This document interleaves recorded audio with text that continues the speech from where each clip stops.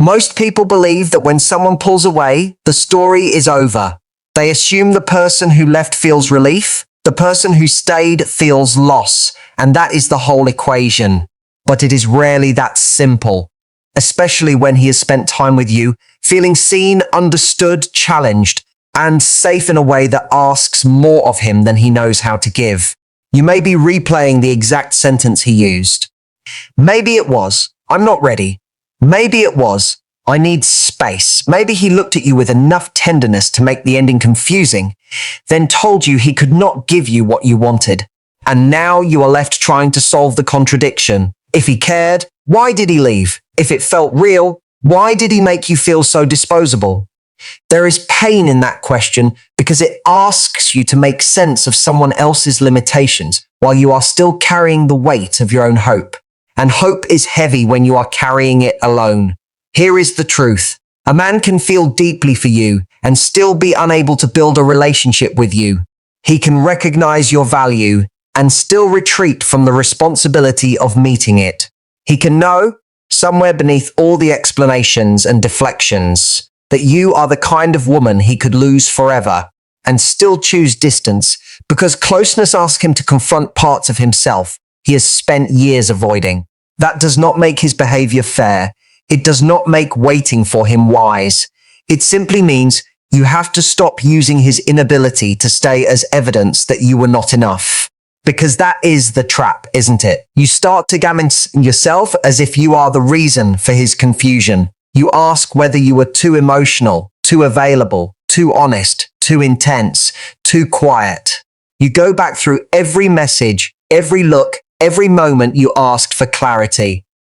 You wonder whether a different version of you would have made him choose you. But a relationship is not an audition you win by becoming less human. You do not earn consistency by accepting inconsistency. Picture this. It is late at night. Your phone is face down beside you, but your mind is still staring at it. You tell yourself you are not going to check whether he has watched something you posted. You tell yourself you are not going to reread the conversation. And then for 1 second, you imagine him coming back with the perfect explanation. You imagine him saying he was scared. You imagine him saying that losing you made everything clear. That image can keep you attached long after the relationship has stopped giving you anything real. Not because you are weak, because you cared. But care without a boundary becomes a place where you abandon yourself quietly. You keep the door open so wide that you no longer notice you are standing outside in the cold. And this is where your dignity has to become more important than your fantasy. Not because you stop loving him overnight, not because you become cold, not because you punish him with silence or try to make him regret what he did. You do it because you begin to understand that your self-respect cannot depend on whether he wakes up tomorrow able to choose you. He may not. Your life still has to move. Here is what people often misunderstand about someone who avoids closeness. When he feels a real connection, it does not always create peace inside him. Sometimes it creates pressure, not pressure from you necessarily, pressure from the reality of what being with you would require. To be with you, he might have to be more honest than he has been before. He might have to communicate instead of disappearing into himself. He might have to let someone see him when he is uncertain, flawed, needy, or afraid. He might have to stop treating affection as something he can pick up when he is lonely and put down when it becomes inconvenient. And if he has learned to survive by keeping one foot out the door, your openness can feel threatening. Not because it is wrong, because it is real. A woman sometimes thinks, if I just explain how safe I am, he will stop being afraid. But you cannot explain someone into emotional readiness. You cannot love someone so well that their fear becomes your responsibility to manage. You cannot build a home with a person who keeps checking where the exits are. That is not a love failing. That is reality speaking. Think about it like this. If you try to hold a ball underwater, you can do it for a while. Your hands strain, your arms shake. You tell yourself that if you just stay focused, if you just press a little harder, you can keep it there. But the force is always working against you. The moment you loosen your grip, It comes shooting back to the surface. That is what chasing clarity from someone unavailable can feel like. You are working constantly to keep the connection in the place where you want it. You are carrying the conversations. You are making the emotional weather comfortable. You are translating his half statements into promises he never made. And eventually you are exhausted. He did not expect you to stop explaining yourself. He expected you to keep proving that you were safe to lose and still available to return to. When you stop doing that, the dynamic changes because he can no longer rely on your devotion as a cushion beneath his indecision. He did not expect you to take his words seriously. He expected you to hear, "I need space," and respond by making yourself smaller, softer, easier to access whenever he wanted comfort.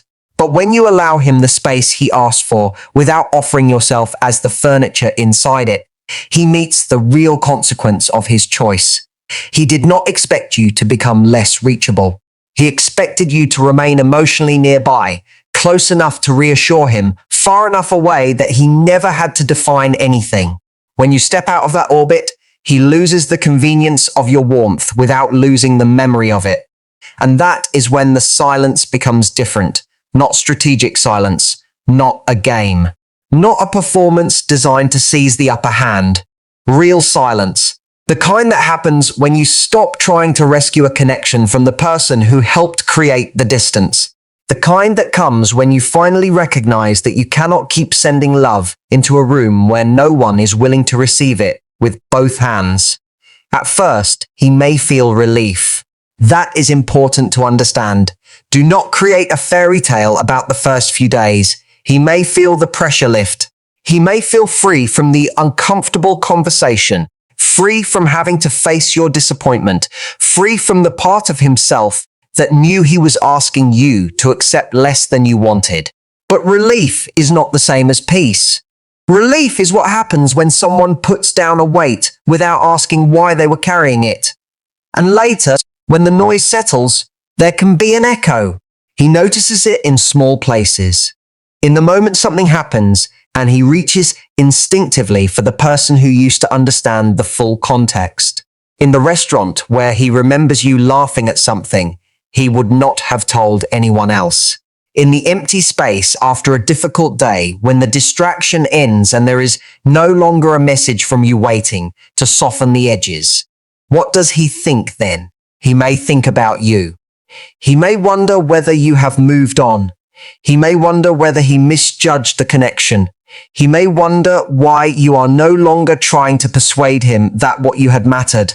But wondering is not the same as changing. I need you to hear that distinction clearly. A man missing access to you is not necessarily a man prepared to show up for you. A man feeling lonely is not necessarily a man ready for partnership. A man returning with affection is not automatically a man returning with emotional maturity. This is not cynicism. It is self-respect. If he comes back, you do not have to punish him. You do not have to pretend you did not care. You do not need to make him suffer so that you can feel restored. You simply need to look at what he is offering. Is it a real conversation or a late-night message that asks you to reopen the wound without giving it a name? Is it accountability or nostalgia? Is it a clear willingness to build something different, or is it the same pattern arriving in softer packaging? You can be kind and still be discerning. You can have warmth and still have standards. You can miss him and still refuse to become his second choice. Here is something most people do not see coming. The greatest shift is not always what your silence does to him. It is what it does to you. At first, the quiet feels like a void. You wake up and remember. You reach for your phone and remember. You see a place, hear a song, pass a familiar street, and your body remembers before your mind has time to catch up. The absence has a shape. It seems to sit beside you at breakfast, ride with you in the car, wait for you at the end of the day. Then something begins to happen. The void becomes space. And space, if you do not rush to fill it with him again, can become yours. You start to hear your own thoughts without constantly arranging them around his behavior. You notice how much energy went into interpreting him. You notice the friendships you treated like background noise because this one uncertain connection took up the spotlight. You notice what it felt like to be on alert all the time, waiting for the next message to tell you whether you could relax. Then the space becomes a mirror.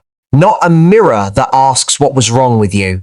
A mirror that asks what you were willing to tolerate because you wanted the story to turn out differently. It asks why you gave so many chances to someone who kept making you feel like a question mark. It asks why you confused chemistry with safety. It asks why you treated being chosen by him as proof that you were valuable. Those questions can feel unsettling. They are also the beginning of freedom, because once you see the pattern, you cannot unknow it. You begin to understand that the version of you who accepted vague promises and partial presence was not foolish. She was trying to protect hope. She was trying to believe that patience would become love, that understanding would become commitment, that if she just stayed gentle enough, he would stop being afraid. She was doing her best with what she knew. But she is not the only version of you. There is another version of you now. A woman who can feel tenderness without surrendering her judgment.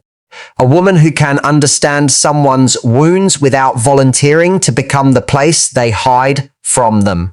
A woman who can say, I care about you, and still mean, this is not enough for me. That woman does not need to become harder. She becomes clearer. Let me be clear about something. You do not become magnetic by acting unavailable. You become magnetic when your life is no longer organized around earning permission to matter. You become more present in your own body. You return calls you have ignored. You make plans that have nothing to do with being seen by him. You move your body because you are tired of living entirely in your head. You eat a meal without turning it into an investigation of whether he is thinking about you. These things may seem small. They are not small. They are how you reclaim your time. And your time is not just minutes on a clock. It is your attention. It is the part of you that can make a beautiful life or spend years standing at the edge of someone else's uncertainty, hoping he will finally wave you in. You do not have to make a dramatic exit. You do not have to block him in anger if that is not what you need. You do not have to craft the perfect final message. Sometimes the strongest thing you can do is stop trying to create a final scene that makes him understand. He may never understand in the way you want, but you can. You can understand that love without consistency becomes anxiety. You can understand that attraction without safety becomes a cycle. You can understand that someone's fear of intimacy might explain their behavior, but it does not obligate you to live inside the consequences of it. And that understanding changes the narrative. Because you are no longer asking, how do I get him to realize I am the one? You begin asking, why was I so willing to settle for someone who treated knowing me as optional? That is not bitterness. That is wisdom arriving. If he truly knows what he lost, he will not just send a message because he misses the feeling you gave him. He will come with clarity. He will come with specific ownership of what happened. He will come with behavior that makes it possible for you to trust the future, not just words that make you sentimental about the past. And if he cannot do that, then you have your answer. Not the answer you once hoped for, a better one. Here is the thing. You do not need him to call you the one in order to become the woman who refuses to be treated as almost. You do not need his reunion to validate the connection. You do not need his regret to justify your grief. What happened mattered because it mattered to you. And now it is your responsibility to let what happened teach you something more useful than how to wait. The silence is not there to make him panic. It is there to let you hear yourself. The distance is not proof that you lost. It may be proof that you stopped losing yourself. And one day, whether he returns or not, you will look back at this version of your life and see that the woman he left behind did not remain there.